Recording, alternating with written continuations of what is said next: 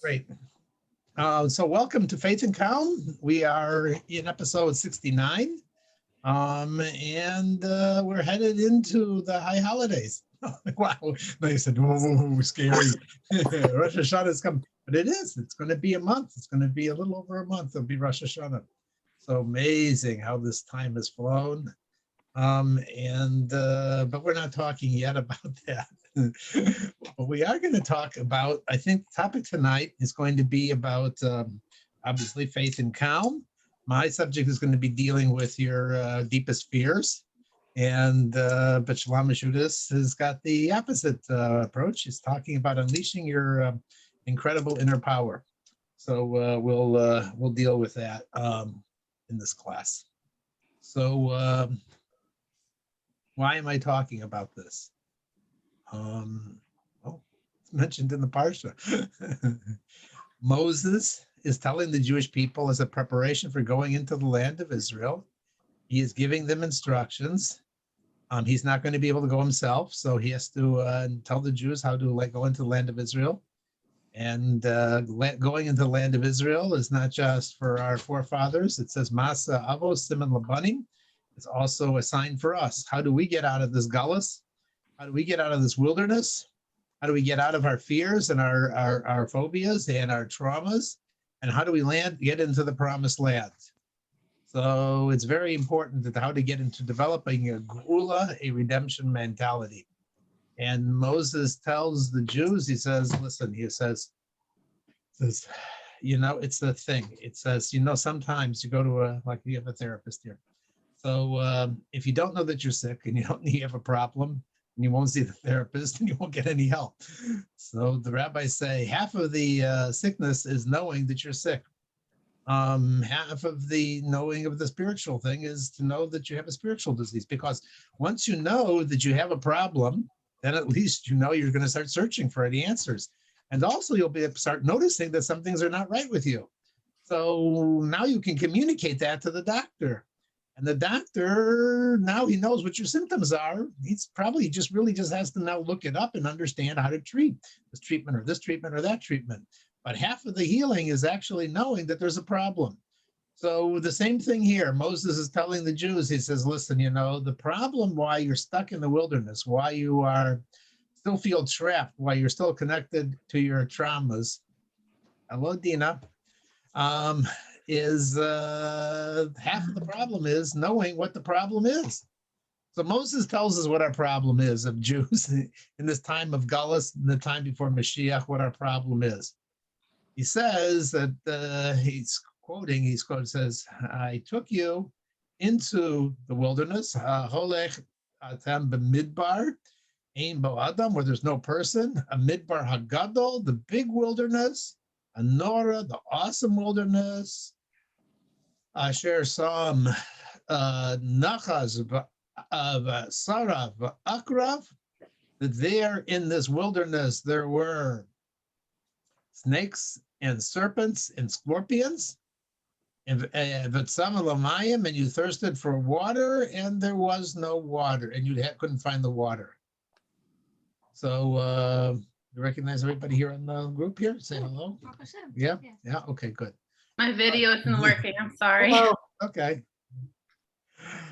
So Moses is telling them, listen, the problem with you Jews, is as follows. You think you're in a wilderness? You think that it's a huge, big wilderness. It's an awesome wilderness where there are snakes and scorpions and snakes and serpents and scorpions, and there's no water. So this is, if you look at contemporary history, this is what's going on right now and what was happening then. What does it mean that you're stuck in a wilderness? What is a wilderness? A wilderness is a place where there's no people. So when you start looking at the world and you start saying it's a wilderness, I don't know how I'm going to be able to do this. I mean, there's no people here. Meaning it's not a place that's habitable for Adam, meaning not only the Jews who's called Adam, but also Hashem, Adam. I can't find Hashem here, this is a big world. And most of it doesn't recognize God. And I am a small little blip in this whole situation. It's a gadol, it's a big wilderness. It means it's big, it's awesome. I can't deal with it. I don't know how to deal with it. I'm just a little person and it's overpowering. So this is the first step in sinking into exile, is when Jews start thinking that they are somehow powerless in this world, and the only thing really to do is start conforming and to fit in with everybody else, because it's a big, awesome world. And that's not really true, because obviously the Jews just came out of Egypt and they saw the world really doesn't have any power over God. And God is with you in the wilderness. And therefore, it's not that situation. Whatever is happening in this world, ultimately behind the scenes, it's God that's orchestrating it. And so when we start looking at it and we start giving it importance and we start getting fearful from it, we start letting our fears overtake us. And that's what with his emotions. Once the emotion starts going, it just keeps going and going and going and going, and it overpowers us. Then that's already the beginning of the downfall. That's the first step in messing up. And what happens after that, once you start giving so much importance to the world and what the world thinks, then you start thinking that it's not only Gadol, but it's Nora. The Rebbe explains in the Sikha, the Rebbe continues and he explains and he says that, you know what, there's a difference between big and awesome. What is the difference? The difference is that you might be a small people, a little minority, but at least we have our little Jewish communities, we have our shuls, we have our schools, and there I can be protected. That's Gadol. It's big, but at least, I'm safe as a minority. But when you start thinking that it's awesome, then you think there's no place really to hide. There's no place where anti-Semitism can reach. There's no place where they can't overpower it. There's no place really to be safe and so forth. And therefore, I have to be scared, and I can't really function as a Jew. I can't be a proud Jew, even by myself, because who knows who's going to find out. And, it's a difficult situation. The next step downwards, is the snake. What is the snake? So the commentators explain that a snake, its venom is hot. What happens is that once you start thinking that the world overpowers you, is then you start beginning to develop desires for things of the world, because a person has to live. They have an emotion, they have a feeling, and you have to have some life. So therefore, you start getting passionate and excited about all the things going on in the world. And you forget that, that's really about, that's really not the ultimate source of what gives you your pleasure, because you go from one place to the other, one vacation to the other, one house to the other, new furnitures, new decorations, new this and that and so forth, searching for something to fill you up, but it doesn't really work. And when it doesn't work, then the next step is you start getting burnt up and consumed by it. A saraf means burnt up, consumed. People are consumed with searching for something, and they go from place to place, therapy to therapy, this to that, and so forth, looking for something, someplace, which will finally fill up that what they're searching for. But it doesn't work. So then the next stage is Nasha Akraf, scorpion. When you don't find anything, you start getting depressed. And Akraf, a scorpion, it says its venom is different than a snake's venom. Snake's venom is hot. Scorpion's venom is cold. You start getting depressed, you start getting cold, you start losing your enthusiasm. At least when you were excited about something, you were excited about something. Jews are excited about something, they're all got these passions for social justice, for this, for that. But once you get turned off and you just get depressed and cold, that's even a lower situation, because at least there's life in the first situation. It may be misdirected, but it's definitely a life.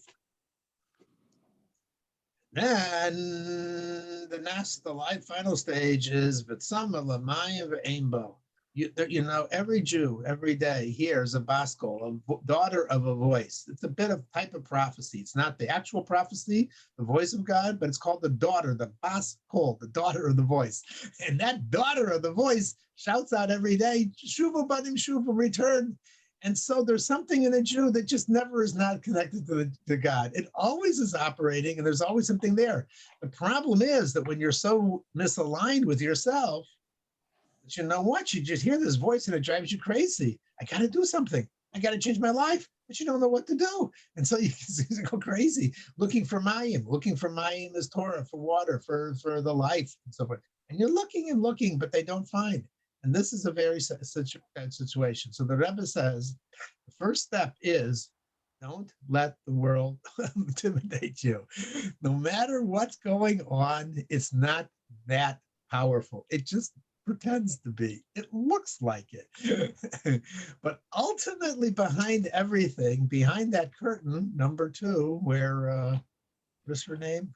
When the Price is Right, Carolyn Merrill, whatever her name was, standing behind the curtain, behind the Inquisitor of Oz curtain, there is Hashem, and He's there. And you know what? If you just step forward, He responds, because that's where He put us. He gave us these powers. He gave us this ability to deal with whatever situation is going on. So that is the first step. That is the first step in falling down, but it's also the first step in strengthening ourselves. We forget that there's something stronger. Now, I thought this was interesting. Possibly. Oops. Let me mute that one. One more. Oh, I think I'm okay. Okay, fine. Okay. I think I got it. Okay. And right. So this was a Sikha from the Rebbe. Oh, I should have looked up the year. But anyway, this was a Sikha from the Rebbe.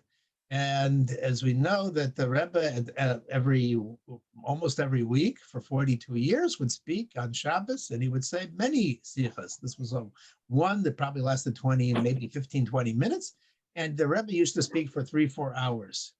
Now, the reason I bring this up is because about 2 weeks ago, the main editor of the Rebbe's talks, his name was Rabbi Yul Khan, passed away.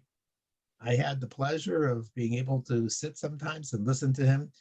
The Rebbe had a group of oral scribes. They were people with fantastic memory, audiographic, photographic memory, who used to sit on Shabbos and Untap where you couldn't take notes, and they would memorize and they would keep down all of the Rebbe's talks. And after Shabbos was over, after 2 days of Untap was over, they would sit down and they would start transcribing it. Rabbi Yul Khan was there from the beginning, 42 years of the Rebbe's talks, almost except for two weekends he was not there. And he was the main editor and the main composer of it. And he was an amazing guy. He was able to somehow organize and put them in a very logical, clear way to understand it. Because the Rebbe's talks would cover many different areas. And when they would publish them, they had to assemble them from many different places and put them into a logical order. So it was, because the way we speak verbally, not the way you should write it. But oftentimes, when they would write it down, he would sometimes comment and say, this sounds like a tape recording, and that was not a compliment. He says a good editing means that you actually organize the thoughts and you put it into a readable way. And when the way you write it is different than the way you speak it. So they had to work very hard. And Rabbi Yul was the leader of this. And so I remember that I saw, somebody was speaking recently, Rabbi YY, who was also his teacher, was a teacher of practically every single Lubavitch rabbi throughout the world. He was there. He was the mashpia, the person in charge of the education of Jewish rabbis in 770. Anyway, he was once speaking, and he was telling the people about the Bachrim who were there and the rabbis who were there. He was explaining to them, this was right after, a few months after the Histalkus, after the Rebbe's funeral, and he was very broken up about it. The Bachrim were very broken about it. And Yul Khan told a very interesting story. He said that, in the time of after the fourth Lubavitcher Rebbe, who was named the Rebbe Marash, when he passed away at a young age, and his son, the Rebbe Rashab, for many years, 15, 20 years, refused to actually take the mantle to be the next Rebbe. And for a while there, Lubavitch was very much left directionless and without a leader. And there was a group of Hasidim that were sitting and farbrengen, and they were crying because they remembered how Lubavitch, in the time of the third Lubavitch Rebbe, the Tzemach Tzedek, There was over 1 million Chabad Hasidim scattered throughout Russia. A million? Chabad was a huge A million? organization. Yes, A how could there million, be a a million? million, 500,000, 1 million different Hasidim. It was a huge organization. And by the time that the fourth Lubavitcher Rebbe and the fifth Lubavitcher Rebbe, it had shrunk to just a few thousand Hasidim. And they said, it looks like it's going downhill and it's all over. And one of them was crying and saying this, and the other one was saying to them, no, no, no, no, no. That's not how it works. You will see that this will come back and that things will turn out to be very good and very positive. Time went by, 20 years went by. The Rebbe Rashab accepted the mantle of being the Rebbe, and he established the first Chabad yeshiva, Tomchei Tamimi in Lubavitch. And then this was the time, the beginning of the 1900s, 1900, 1906, 1907, where there was tremendous amount of assimilation going on in Russia and all of Europe. And yet there were young boys who were coming to the yeshiva and they were flocking there, and it was really thriving. And these are these young rabbis who became rabbis in that time. They were the teachers of the previous generation who taught me and taught all the shluchim today. And they were powerhouses, and they didn't let anything stop them, even the Russian Revolution and everything else. They went and they powered and they went on and on and on. So these two Hasidim who had been crying 20 years earlier, you're still following the story, they came back to Lubavitch, and the other one said to the other, he said, when I told you things were going to be good, I had no idea how good things were going to be. I had no idea. I did not expect that this would be turning out. He's looking at, he's seeing that, it's revitalization, coming back from nothing. And he was really impressed. Of course, if he'd come back 50 years later and seen how Chabad is all over the world and overpowering, he would be even more impressed. Why am I saying this? Because what Rabbi Old Khan said from this, he's brought an very interesting point. He says, we have very limited imagination. When we look at the world and we see that it's dark and we see how much suffering and see how much trauma and difficulty we're having, we have trouble imagining how good it's going to be. We think, maybe just if this stops, maybe if I could just have a normal life, just if it could be just, halfway okay, that would be pretty good, just stop, We have no idea how good it is, because the whole idea that the Rebbe taught about what is Geula, what is the redemption, the difference between Gullus, the word Gullus, and Geula is one letter, Aleph. It turns the whole Gullus into a redemption, a Geula experience. What does that mean? It means that it will be when Mashiach reveals himself, we will be in this world. We won't be in some other fantastic world. It will be this world. But we will see in this world how good everything is. It will be completely good. It will be so great. Imagine, if somebody could tell you how the Holocaust is actually was a good thing. I can't go there. I can't get there with imagination. But the Aleph will reveal that the Gullus itself was actually a brick, a stepping stone for turning this whole world around, and therefore it will be seen as a tremendously good thing. So everything physical that's going on, everything that we see now that we're so terrified from and traumatized by and worried about and so forth, we will actually experience it as a positive event. And that's hard to imagine. Our minds don't go there. But that's the radical transformation that is happening. And we don't necessarily appreciate it directly, but you know what? Everything that we do, every Torah class that we go, every mitzvah that we do is actually changing and transforming the world. And that is what the Geula, that's what Mashiach is about. That's what he's bringing. He's bringing about this entire transformation, this change from looking at the whole world as an awesome, difficult, impossible situation, and we'll actually see that we were doing impossible, incredible stuff. We don't think it was so great, but in God's eyes, it's really fantastic. We are the implementers of this. He is relying on us to do this, and he is so happy with what we're doing. So with that, I'm going to turn it over to my wife, And hopefully she will be able to tell you more about turning on your infinite powers. Thank you. And Thank you so much. This is wonderful. It was Really strengthening. thank you. Thank you. A great lesson.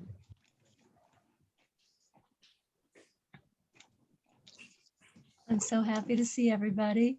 It's so nice to see. I haven't seen Masha for a long time. I haven't seen. It's so nice to see you. Nice to see everybody. I think I have rice in my teeth. Uh-oh. Anyway, it's very, very nice to see you. So does anybody, that's okay, Dina. Dina, I see you. Okay. Hello, Sorry, hello. Emily, hello, Amy, hello, Deborah, hello, Molly, hello, Masha, and Deborah. Anyway, so I'm gonna, I think my Emily too. Emily. Oh, okay, good. You're there. Okay, good. Oh, EM. Yeah, Okay, I am. good. Yeah. So, good to hear you. Good to see you all. So, I think I'm going to be short. I'm going to keep it short tonight, but I want to, does anybody want to say anything before I begin? Hello. Hello. I think I have a question for after the recording goes off. But I Okay, will excellent. offer that I picked up my son from JFK this morning, and he spent 4 weeks in Israel. And he said that it strengthened his Jewish identity and his connection to Israel. He had an amazing time. He did everything you can imagine. And that was kind of an amazing thing. So he's back a little whole than when he left. It's You were in wonderful. New York this morning. Yes. Well, you know me. This is how I roll. Yeah. Got it. Got That's how it. I roll. Okay, good. So I'm going to begin by saying the 4 quick things I always say, which is that number 1, we are in an extraordinary time. We are in that time that Haskell Shimon was just describing, a tremendous transition time. And how do I know this? Because the Lubavitcher Rebbe in 1992 told us that we are crossing the threshold into the redemption. And he said that many of the things that we see happening in the world today are actually the activities of Mashiach on the world. And so okay. And we know that our souls, yours and mine, were handpicked to be at this critical juncture because apparently we have something in us that Hashem needs. We have the stuff that Hashem needs. And the third thing I like to say is that we have the tools. We're not like adrift. We have Torah and mitzvahs, which are Torah and mitzvahs are indescribable, as they help a person become who they were always meant to be. I probably said it before, but when I first started keeping Torah and mitzvahs in Key West, Florida, when I was the only person in Key West, Florida, even dreaming of doing such a thing. Today there's a Chabad house, but back then I was the only person dreaming of doing such a thing. And I felt, and I would sing to Hashem, you make me feel like a natural woman, because I felt like me. I felt like all of a sudden I had, not all of a sudden, it's a gradual process, but I felt that it was releasing all these, untapped potentials in me, that I was actually me. I wasn't, that the Torah and mitzvahs were enabling me to become more me, not something imposed on me, but that it was releasing, it was enabling. So, so Torah and mitzvahs we have, and we have leaders. We have, every day, 12:30 to 1:30, I study the works of the Lubavitcher Rebbe and I audit a class, I Zoom a class, whatever. And it's if I miss 2 days, I'm a different person, because the Rebbe tells us what is going on in our world. You have your finger on the pulse if you learn this stuff. And I'm in my own little way trying to give over here some of the things that I learned. So anyway, I also like to and tonight we are, as Haskell Shimon said, we're actively furthering the process of the redemption just by learning about it. The Rebbe said it is the most potent thing you can do to speed the redemption, learning about it. And so I also sometimes like to give a tiny review of what we did in the last session, and I think in the last session in previous sessions, we spoke a little bit about humility. That one of our problems in our generation is that we have no humility. We're like, we are enabled, and we have so much. We have so much technology, so much everything, but we've in the course of all that, I think we've lost a very powerful. We've lost a very powerful. Second, we've lost a very powerful ingredient, which is called humility. In previous generations, they were able to handle different things in life because they knew that Hashem was awesome. Hashem was not somebody that you uh, I'll give you an example. It says Hashem, God is described in places in Torah literature as the eye who sees, the ear who hears, and whatever. But in our generation, I think it's more like we're like, what instead of Hashem, um, instead of Hashem supervising what we're doing, we're supervising him. What are you doing now? What in the world are you up to? How? And previous generations were freed of that. They didn't do that. They knew that they can't understand that Hashem's frame of reference is so much larger.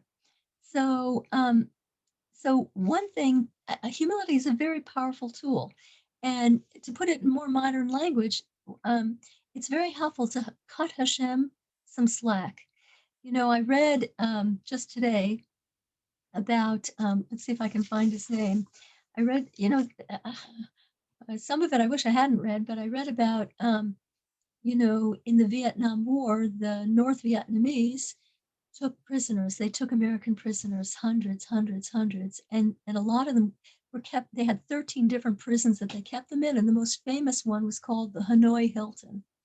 And it was really a torture chamber. They did whatever they wanted to these American young boys. They were horrible. It was absolutely horrible.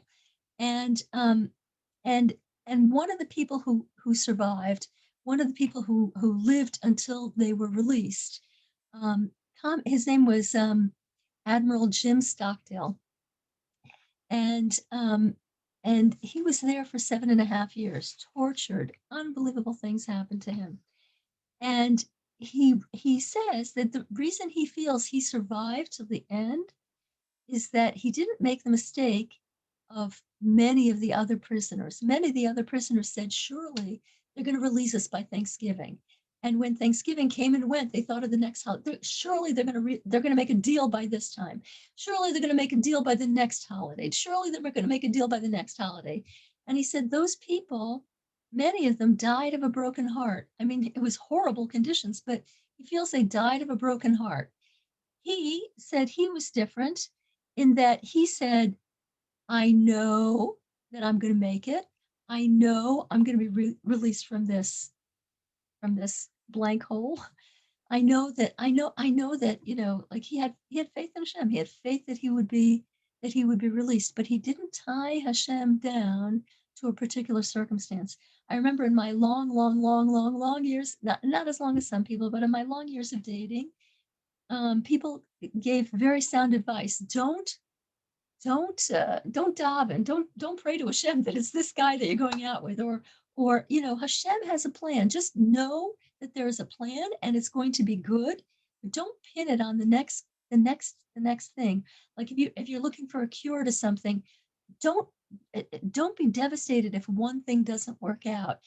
Have a general, Hashem is going to help us. Hashem helps us in every single way, but cut him some slack. Just have a general expectation that that things are going to be good, and that's a proper Jewish attitude. So anyway, and it's interesting. Hashem tailors. Why do we have these difficulties? Why did they come upon us? The only reason we have difficulties is because Hashem wants to bring out a much bigger Masha, a much bigger Molly, a much bigger Emily, a much bigger Sari, a not much bigger Dina, a much bigger Masha. I said Masha already. A much bigger Devora, a much bigger everybody. Did I leave anybody out? A much bigger Emily, a much bigger Emily. And there is a me in me that is not yet expressed, not fully expressed. And Hashem is amazing. He knows each one of us, and our tests are tailor made for us. And and sometimes you have a very difficult test in which Hashem hits you in your blind spot. What is a blind spot? A blind spot is a place where you can't see the kindness in this thing and you can't see the sense of it. In that place, if you find your trust of Hashem, you become an absolutely different person. So, so anyway, I want to go on to, there's two tools I want to talk about, which are extraordinarily powerful in untapping your immense powers, which is the topic of today's talk. And the first one is discipline. Discipline is just a marvelous thing, you know. Judaism is full of discipline, right? I know that when people are contemplating, they hear incredible things in Torah, but they can't imagine going to that place of observance because they say, I love my freedom too much. I love my Saturday. I love my cheeseburger. I love whatever it is. And and and and the missing piece is that we all know that discipline produces a different person. You know, Rabbi Yosef Jacobson gives an analogy about this, that if you have a violin, the strings are tied down very tight. If you were to cut those strings or just take them off and put them on a table, they would produce nothing. It's only when you put them in a form and you discipline them, you tie them down, then you can get music from such a thing. Or if you have they can now do laser surgery. Laser is a bunch of lights going in all different directions, but laser narrows it down to one spot. When you narrow it down to one spot, it's extraordinarily powerful. So so Torah is the same thing. In the beginning, who would want to trade their freedom? Who, are all from people insane? Why did they do this? Why did they do that? It's because we recognize that it produces a different me. It enables, just like the violin, tying it down enables the violin to make music. So too, Torah and mitzvahs are amazing things that enable something far different than you would ever imagine. Shabbos, you do give up a lot of conveniences, and but there is no. If you paid me 10 billion, I would never give up Shabbos. It's like it's the most magnificent thing, and it's something you can't do without discipline. It's something you can't do without giving up, I would say, tiny freedoms, or I would say liberties. I don't know what I would call them, but Shabbos is much more liberating than anything that anybody can imagine. And I have my very first Rebbitzin, a marvelous, marvelous human being. This is Leah Cohen. So she's so in demand, thousands of people would probably love to call her every day. So what did she do? She has something that she's working on. People who are becoming from, there are lots of rabbis who specialize in them, and they have so many beautiful concepts that sometimes people don't learn in some schools, in some regular from schools. So she is trying to embody all the wisdom that she has from working in the broader world with people who have big questions, to give that to girls and boys who are in regular Orthodox schools. It's a huge project, a huge undertaking. And what did she have to do? She had to change her sleeping hours entirely. She goes to bed at 4 in the afternoon and gets up sometime in the middle of the night so she can write her book. And through that discipline, she's creating a diamond for the Jewish people. And so anyway, in my life, I know that if I squeeze out a little more discipline, I am so, I have certain things that I want to be disciplined in. My life transforms. It's an absolutely awesome tool, not to be underestimated. The second tool I want to talk about is Debor, which is I find it to be the most powerful tool of all. Debor is your speech. And in a talk, the Rebbe that I studied a few weeks ago, I learned a few weeks ago, the Rebbe said that if you want to conquer any area of your life, you have an area of your life that you can't wrestle down. It's constantly on top of you. It's constantly winning. The Rebbe said the secret is you have to use all three soul powers. What are your soul garments? What are your three soul garments? Thought, speech, and deed. So this little room that I'm sitting in is my personal office space. And my husband is magnificently disciplined and I'm more creative and artistic. And so my office is filled with things. And, um, and, uh, and so if I want to master my office, if I want to get it into an orderly form, what I do is I stand at the door and I say, I use all three of my tools. I make a plan. What am I going to do today? Then I tell my office, get ready. Yeah, whoever says, don't skip the second step. Talk. Use your words. I say, get ready, office. You're getting cleaned up. Get ready. Get ready, counter. We're going to see you again. And then I go and I do what I said I was going to do. And it really is effective. So now there's a rabbi, a non-Lubavitcher. His name is Rabbi Arush. I believe it's Shalom Arush. Is that the first name, Molly? And he's a Breslover.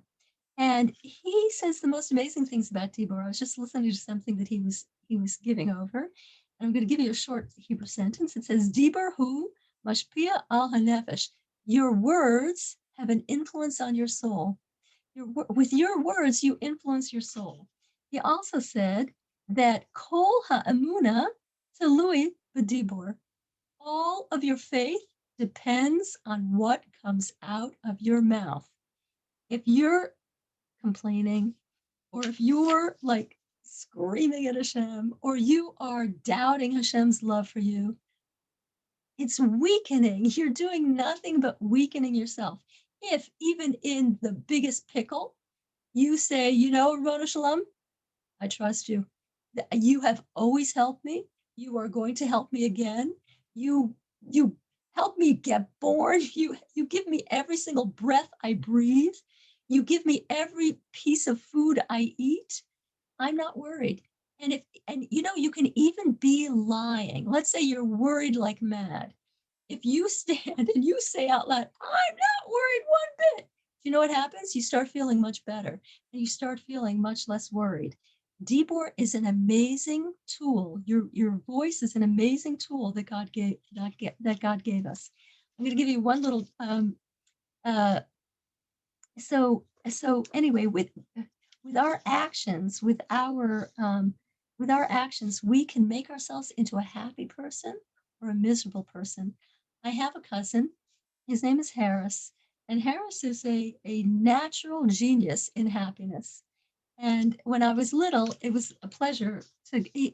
I have twin cousins, Harris and Stephen, and my family would go down to New York. We would stay with my cousins, with my aunt and uncle, and my cousins. I had 3 cousins back then, and Harris, Stephen, and I would have a blast. And Harris was always just so much fun. And when he became an adult, I realized he's a master of making himself happy. So he had a job at one point with a horrible commute. It went on for years. And then he quit that job and he got a job much, much closer to his Bronx apartment. And what did he do after he got the job that was much, much closer, that had almost zero commute? Before he left for work every day, he would turn on the news. He would turn on the traffic news, and he would listen to how bad the traffic is tied up over the Brooklyn Bridge, and there's a 40-minute delay over the Manhattan Bridge. And he would sit there and laugh and laugh and laugh. That's a person who's a genius in making himself happy. So we have powerful tools. if we're determined to be happy, if we're determined to be faithful, that's what we're going to be. And you know, in the end, there are. I was thinking today, I have three constant companions: me, um, God, and my Yetzer Hara. If you're feeling worried, if you're feeling nervous, it's simply that you're listening to your Yetzer Hara. If you're nervous, you have to say, what are you saying to me now, Yetzer? And figure out what he's saying to you. Hashem abandoned you, jump ship, it's terrible. He's talking to you. The Yetzer's talking to you, and you have to say, you know what? Very nice. You're doing a great job. But right now I'm too busy. I can't listen to you. Sorry. And you go about, you know, making yourself happy in whatever way you possibly can. So I'm going to end there. And I'm going to end there. Does anybody have any questions?